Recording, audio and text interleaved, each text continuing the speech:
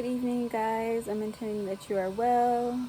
It is I, Lily Nooney, the real spiritualist, here planting seeds of health and wellness by healing through intentional energy. I am on after maybe 21 days of taking a break from making content that I'm passionate about. I thought I was ready to come back to social media, but I may have jumped the gun. But tonight I had some things on my heart that I really wanted to speak on, and I also wanted to read chapter 15 from the esoteric philosophy of love and marriage about the ideal marriage. But before I get into the chapter, I wanted to talk about how important sexual, sensuality, intimate relationships are. So I just shared in a photo how important being able to surrender is. In most religions, surrendering to God is just the ideal of the whole concept of the religion, being able to submit to and give up those things that do not serve us in our higher purpose and our passions and willingness to resolve the traumatic energies that keep us stuck within our being, trapped in the illusion here on earth and our attachments. When it comes to sensual or intimate surrendering, I've experienced it, I'll say. To be in a relation with someone, an intimate relation, and just surrender to that person's energy, surrender to the passion we're exchanging, the pleasure we're exchanging with each other, the truth we're exchanging with each other. So when it comes to having sex with someone, usually people are focused on the pleasure. They're focused on getting off, or they're focused on their performance, which is just not what it's about. It's not at all.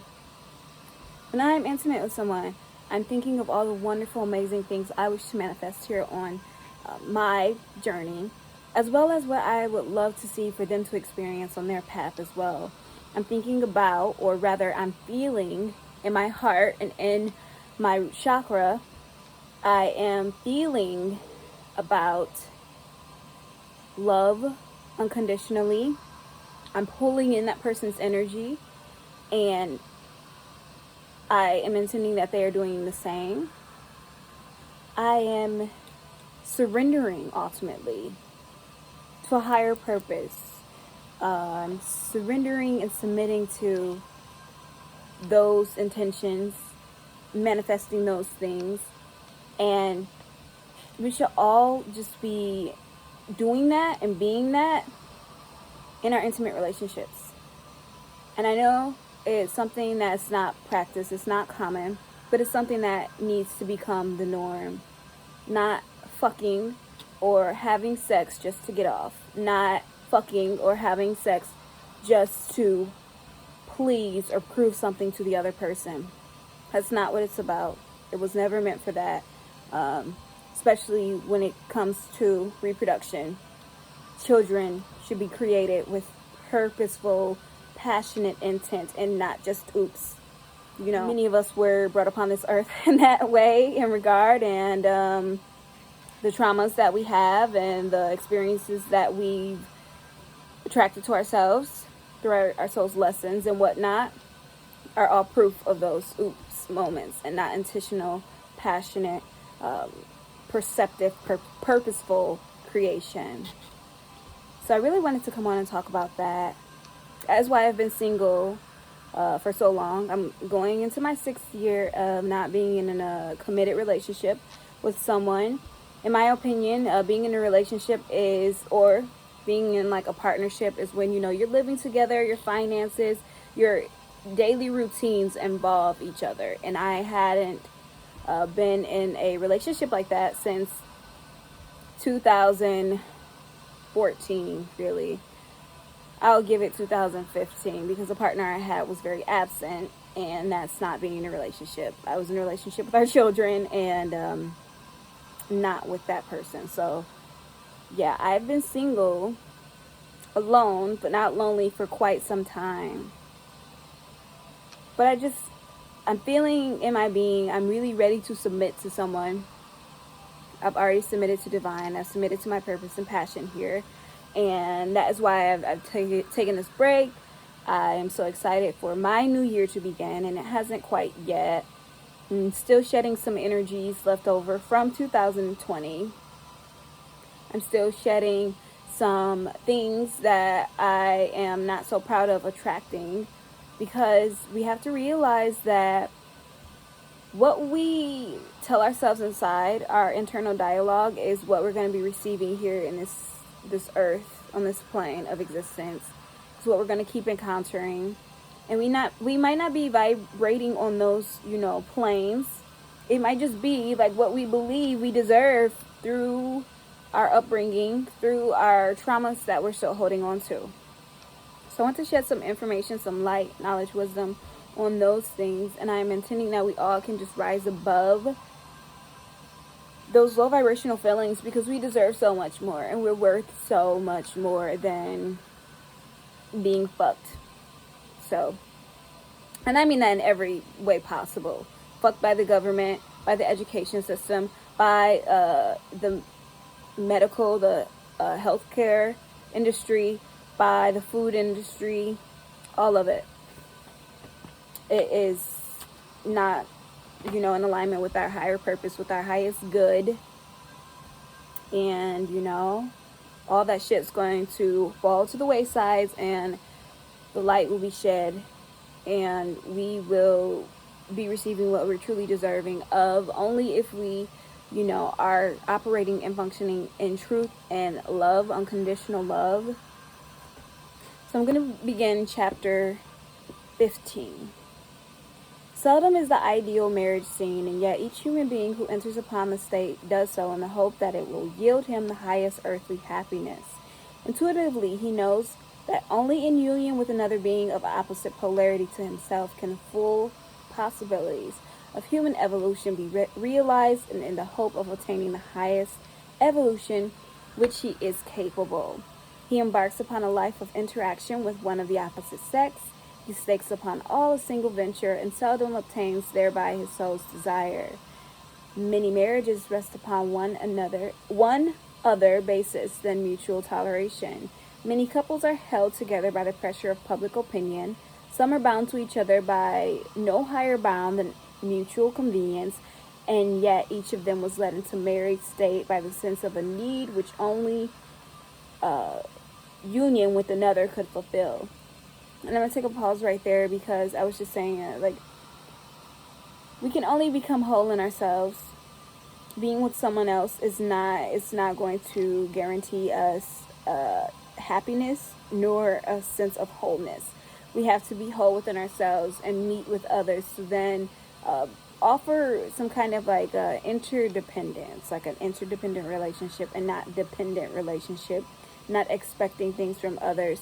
And that's where I swear is where it all comes to play at.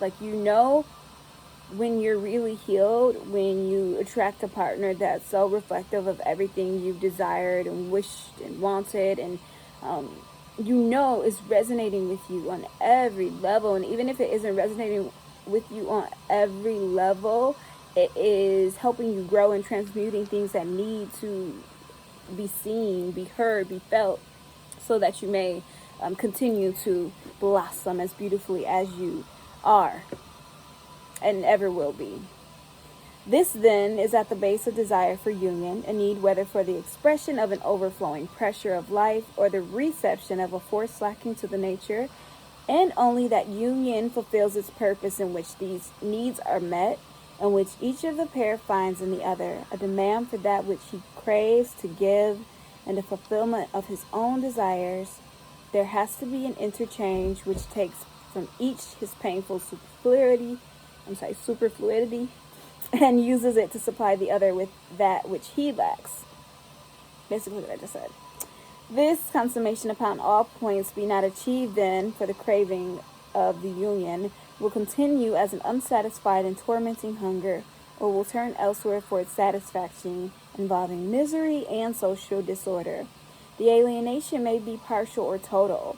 The individual as a whole may withdraw from his or her mate and seek another in its unlegalized union with all its dire consequences, or he may turn away but a part of his nature, seeking intellectual companionship and emotional sympathy alone, and refraining from that act of physical union which popular thought alone recognizes as a sexual act.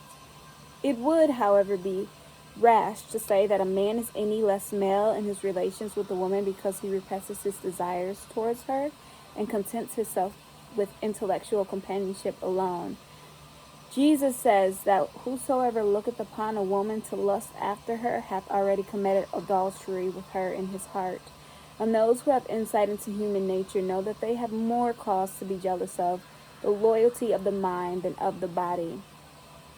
A wife has little cause for pride in the tribute of the physical instincts, which could be paid to any comingly female of the species, if the deep yearning of the higher man in the being she is married turns elsewhere. It is the woman who is the object of an illicit love who truly holds the man rather than she who shares his name in bed. Our laws and theology, however, with short-sighted policy, reckon of nothing but physical fidelity and ignore the lust of the eye, thereby building for us white sculptures full of uncleanliness. The laws of mating, as understood by esoteric philosophy, embrace much more than mere physical union, recognizing as they do the seven bodies of man and sex or polarity upon the seven planes, according to their several conditions. And if you haven't been able to tune in, I highly recommend you go back and listen to or try to find this book, The Esoteric Philosophy of Love and Marriage, and understand the seven planes on which we exist and operate. Esoteric philosophy teaches, therefore, that unless a man mate each of his bodies, which has arrived at a functionable state, his union will be incomplete, and he will still be in a state of sex hunger seeking a mate. And it seriously just blows my mind, guys, because what did I just talk about? I didn't read this book yet. Just always thoroughly impressed with my ability to be in tune with what I wish to speak on or share with everyone. And it's so amazing how I was just speaking about this from my personal experiences and what I was going through today. And it was like basically what's in this chapter. Bless. All men, however, are not equally evolved. In the average man at the present day, only the first three bodies are capable of mating.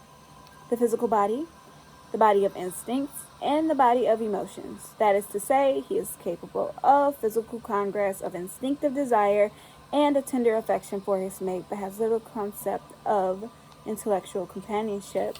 And those are those bottom three chakras that I talk about all the time. The root, sacral, and solar plexus are all very essential to, mankind. But unfortunately, mankind has not been able to surpass or submit or surrender to elevating his energy to rise to the top. Remember, guys, energy is pulling up. It's not pulling down. But when we're functioning and focusing from those lower three chakras, guess what it's doing? It's definitely pulling down. And that is the state of the world that we're living in and are a part of and are encouraging and supporting through and through our actions, our diet, our mindsets, and our inability to have unconditional love for ourselves first and then for our fellow men.